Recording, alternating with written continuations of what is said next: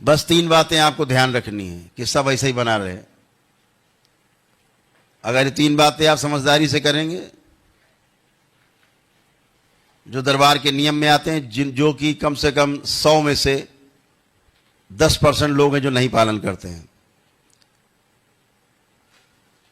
फिर उनमें से जिनको ज्यादा कष्ट होता है 2-3% फिर रोते हुए आते हैं। और एक ही बात होती है उनसे कि ये तुमने 3 चीजें, रोज कहता हूं, प्रतिदिन कम से कम 3 बार तो हम ये चर्चा करते हैं। पहला, संकल्प ना करना। आपने सोचा बस हवन कर लिया, अब तो सब भगवान का काम है, अब भगवान नौकर हो गए हमारे, हमने तो हवन कर लिया, अब सब काम उन्हीं का है। अब भगवान खाना भी गेहूं पैदा करेंगे, खेतों में काट के लाएंगे, सुखाएंगे, उसके बाद आटा बनाएंगे, फिर आटा माड़ के रोटी बनाएंगे, सब्जी बनाएंगे, हमको खिलाएंगे, भगवान मुंह के अंदर कर देंगे, हमारा पेट भर जाएगा। ये भगवान का काम है सब। तो जो ये सब आपकी सोच है उसको बदलिएगा।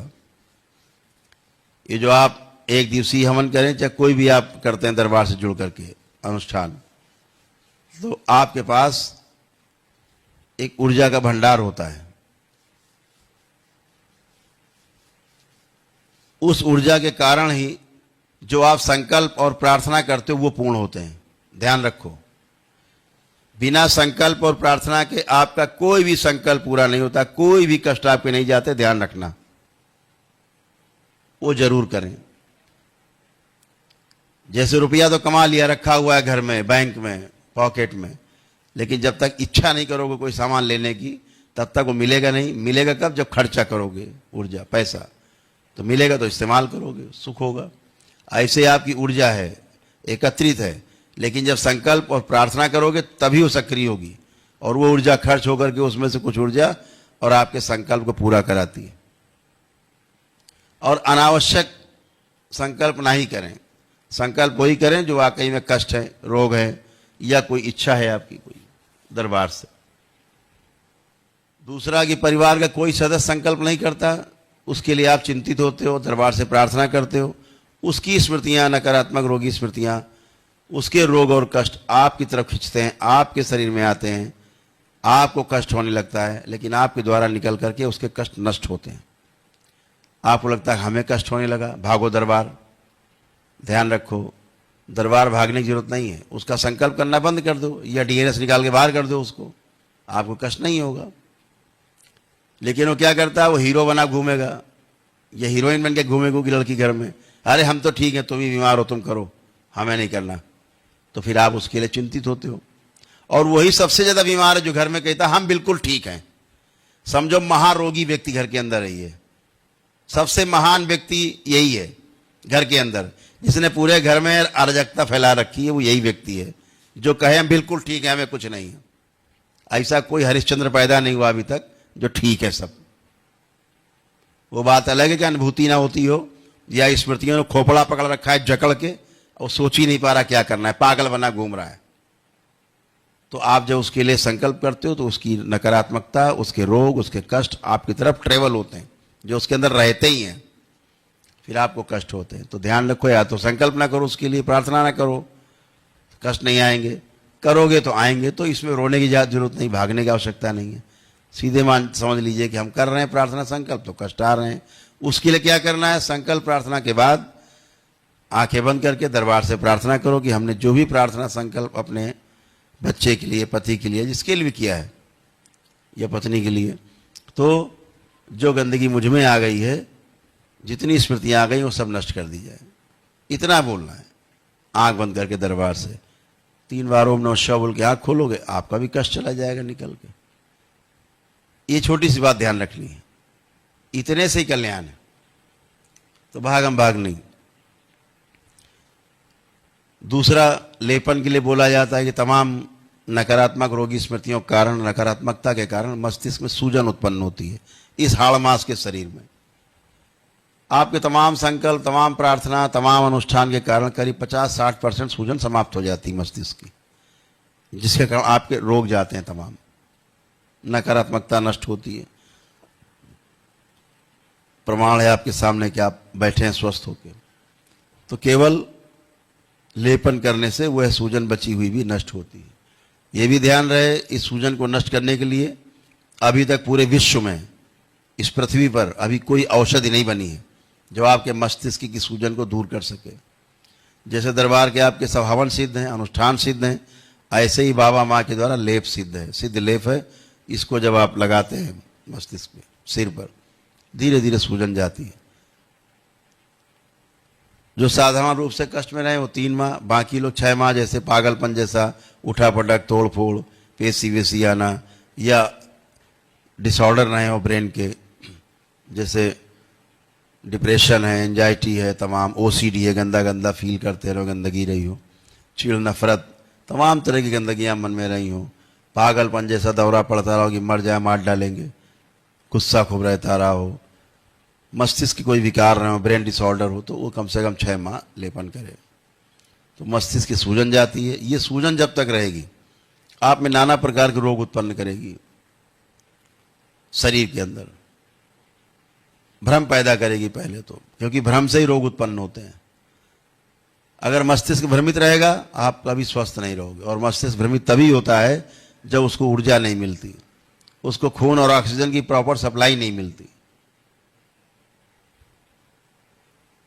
तो ये सब होगा। तो ध्यान रखो कि आपको लेपन करना है ताकि मस्तिष्क की सूजन समाप्त हो, क्योंकि सूजन रहेगी तो फिर ट्यूमर्स बनने शुरू होते हैं ब्रेन में। बस खेल यहीं से शुरू होता है। फिर ब्रेन स्ट्रोक होना, हार्ट अटैक आना, लकवा लग जाना, दौरे पड़ना, कोमा में चले जाना, ये सामान्य बात है सूजन होने के कारण। डॉक्टर साहब जब कहते हैं ना अस्पताल में कि अब भाई अब ईश्वर से प्रार्थना करो अपने मरीज के लिए, बस समझ लो सूजन ने इनका काम डॉक्टर साहब का पूरा कर दिया, और डॉक्टर साहब ने पूरा अपना काम कर लिया है। अब आपको भगवान से सीधे जोड़ दिया है। अब आप जानो भगवान जाने, डॉक्टर साहब किनारे हो गए। तब आप जब मर गया मरीज तब बाद में कहो भाई डॉक्टर साहब ने तो बहुत बेचारे ने कोशिश करी, क्या बताएं भगवान ने रूठा था। अब भगवान के ऊपर सारा तोहमत मढ़ दी। तो ये जो सूजन है आपकी, ये कमाल की है। डॉक्टर साहब की औकात नहीं है कि सूजन को छेड़ भी सके, क्योंकि आज तक ऐसी कोई औषधि बनी नहीं जो ब्रेन में चली जाए सीधे। डॉक्टर साहब क्या कहोगे, बाप भी नहीं कर पाएंगे कुछ। जो सो गए हैं पीछे के शरीर, डॉक्टर साहब जानते नहीं शरीर होते भी हैं।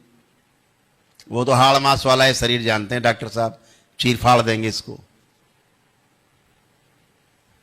लेकिन पीछे के जो शरीर हैं, 6 शरीर, उनके बारे में डॉक्टर साहब को क्या, उनके खानदान को नहीं पता, तो क्या होगा। बीमार तो पीछे के 6 शरीर हैं, उनमें से सो गए शरीर, वो जगाएंगे कहां से।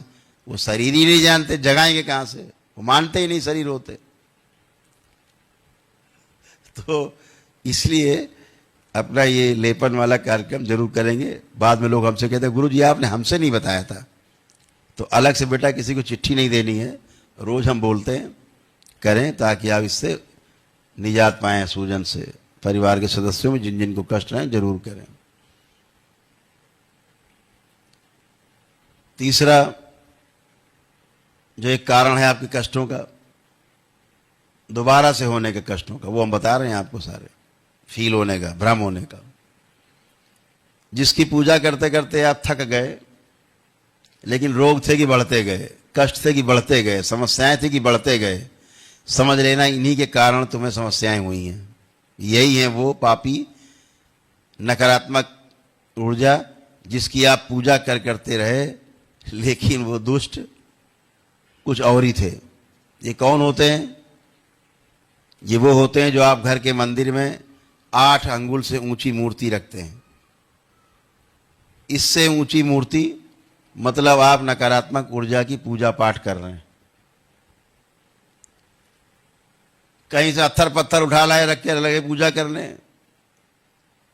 कहीं पेड़ के नीचे रखा पत्थर पत्थर, किसी ने कोई मूर्ति रख दी, आप किसी ने अगरबत्ती खोस दिया, आप जाके लगे पूजने।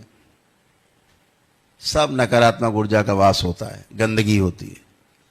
केवल बताए गए तिथि और त्योहारों पर ही वृक्षों का, नदियों का पूजन करना चाहिए। बताई हुई तिथियों पर,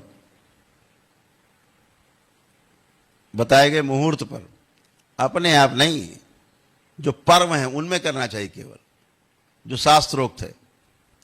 गए लगे पूजने, सब नकारात्मक ऊर्जा अंदर, रोगी नकारात्मक आपके अंदर घुसी, फिर बच्चों में गई, घर की महिलाओं में गई, बच्चियों में गई, सब कष्ट में। और आप तो सोच रहे हो हम तो बड़े भाई पुजारी हैं, हम बड़ी पुजारी हैं, उसके बाद भी कष्ट आ रहे हैं। तो आपके कष्ट आपकी नादानी से आ रहे हैं, ये ध्यान रखो। जिस देवी देवता की मूर्ति आपने बड़ी रखी हो, हटा दें, वो बिना प्राण प्रतिष्ठा की मूर्ति है, शास्त्रोक्त नहीं है। उन्हीं देवी देवता की छोटी मूर्ति ले आएं, उसको रखें, उसका पूजन पाठ करें, उसको प्रवाहित कर दें गंगा जी में, बड़ी को, ये ध्यान रखें। तो तमाम अटरी मटरी देवी चटरी देवी से बचे। तमाम लोग गांव में नाटक बना लेते हैं, बोलते हैं हमारी तो परंपरा चली आ रही है। एक सज्जन बोले हमारे तो बलि दी जाती बराबर। भैया बचो भाई अली बली से, नहीं तुम जरूर निर्बली हो जाओगे, हो ही गए हो क्या जाओगे। जैसे अपनी प्यारी माता कामाख्या के दरबार में चल रही बलि, अब यहाँ एक बकरा आपके सामने काटा जाए, यहीं पर बीच में रख के भैंसा काटने लगे कोई आके आदमी, कैसा लगेगा? अच्छा लगेगा? नहीं लगेगा, किसी को अच्छा नहीं लगता, माँ को भी अच्छा नहीं लगता। माँ क्रोधित होती है, ऐसे कुकृत्यों से अप्रसन्न होती है, और माँ कठोर दंड देती है। जो करता है, करवाता है, करने के लिए प्रेरित करता है, तीनों कृत, कारित और अनुमोदित, तीनों इसके सहभागी हैं, तीनों पाप के भागी, तीनों रौरव नरक में जाते हैं, महान नरक में। कठोर दंड है, जिंदा में भी, मर जाने के बाद भी। तो बलि वली प्रथा से बचें, जीव हत्या करने से, धर्म के नाम पर जीव हत्या से बचें। कोई क्या खाता है, मांस खाता, मीट खाता, उससे हमारा लेना देना नहीं है, वो उसका अपना खान पान है। लेकिन धर्म के नाम पर जो हत्याएं होती हैं, ये बिल्कुल ही अनुचित है। एक शुभ काम में आप अशुभ काम करते हो। आप गाय का दूध धो के लाए, नींबू निचोड़ दे कोई, आपका काम पूरा हो गया, दूध का काम खत्म। तो आपने बढ़िया पूजा पाठ यज्ञ आदि किए, दे दी बलि, आपका काम खत्म, उल्टा हो गया सब। तो यज्ञ हिंसा से बचना है, ये सब गंदगी से बचना है, अपने को इन कुकृत्यों से बचना है, अपराध से बचना है, और अपने बच्चों को भी सही शिक्षा देनी, इससे बचना है। पहले कभी कोई परंपरा रही हो, तोड़िए। कोई तो घर में वीर पैदा होता है, कोई तो घर में साहसी व्यक्ति पैदा होता है जो परंपराओं को तोड़ पाता है। तो इन परंपराओं को, गंदी परंपराओं को तोड़ना है। परंपरा के नाम पर धर्म के साथ अपराध करना ठीक नहीं। तो ये नकारात्मक ऊर्जा की पूजा पाठ अगर आप फिर से करते हैं तो फिर आपको कष्ट होते हैं, ध्यान रखो। तो इस चीज़ को आपने मंदिर की सफाई करनी है, ठीक है। जिसके घर में, जिसके तमाम संपत्तियाँ हो, कई संपत्तियाँ हो घर में, दरबार से एक सिद्ध हवन ले लो अपने ही घर में, उन सभी संपत्तियों का नाम ले करके, यहाँ ये संपत्ति, जो घर का मुखिया हो, घर में बड़ा हो, वो संकल्प ले ले। वो ना हो उसके बाद जो घर का सदस्य वो ले ले संकल्प, जो जो यहाँ पर गंदगी है, इन स्थानों पर नकारात्मकता है, वो सब इसी हवन में नष्ट कर दी जाए। एक सिद्ध हवन करते हो आप, संकल्प करके बाबा, सब उसी में नष्ट हो जाता है। बाकी दरबार ने तो सब घर वर आपके सब फर्स्ट क्लास पवित्र करके रखे, फिर भी जमीन की जो कष्ट नीचे के होते हैं, हमेशा ध्यान रखो। कोई भी जमीन आप मकान लेते हो, वहाँ पर नकारात्मकता हो चाहे सकारात्मकता हो, दोनों ही आपसे जुड़ जाती हैं। वहाँ की अच्छाई, वहाँ की बुराई, दोनों आपसे जुड़ती हैं। तो ये ध्यान रखो कि हमें उसकी सफाई शुद्धि करनी है। आयुर्वेद तक में नियम है।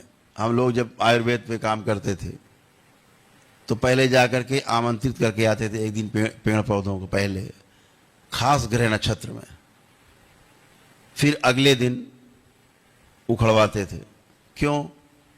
पहले दिन पूजन कर देते थे उस स्थान पे जाके, हमें वृक्ष चाहिए, टहनी चाहिए, छाल चाहिए या फल फूल चाहिए। अगले दिन जाकर के लेते थे। क्या होता था, उसमें रहने वाली जो चीजें होती थी जो दिखाई नहीं देती आपको, वो स्थान छोड़ देती थी, फिर आपको कोई दुष्प्रभाव नहीं होता। और ग्रह नक्षत्र के अनुसार उखाड़ी गई औषधियाँ विशेष कार्य करती हैं, विशेष आपको ताकत देती हैं। तो ये सब करते थे। तो ऐसे ही ये भी है कि अपने को समझदारी से ही सारा काम करना है। जो काम समझदारी से करेंगे तो सुख निश्चित पैदा होगा, ना समझी से करेंगे तो दुख पैदा होगा। और तमाम ऐसी चीज़ें हैं जो अभी इस कलयुग में परंपरा के रूप में विद्यमान है लोगों घर, खानदान, परिवार में, जिनसे लोग पीड़ित हैं। पुराने बुजुर्ग सब कर गए उल्टा सीधा काम, आप उस परंपरा को ढोल पीट के आगे बढ़ा रहे हैं। तो गंवारों की तरह नहीं, समझदार की तरह से आगे आना है, समझदारी रखना है अपनी आगे, और हमेशा आप अच्छे बने रहेंगे। तो 3 चीज़ें आप अगर ध्यान देंगे तो हमेशा अच्छे बने रहेंगे। इतनी बात छोटी सी है।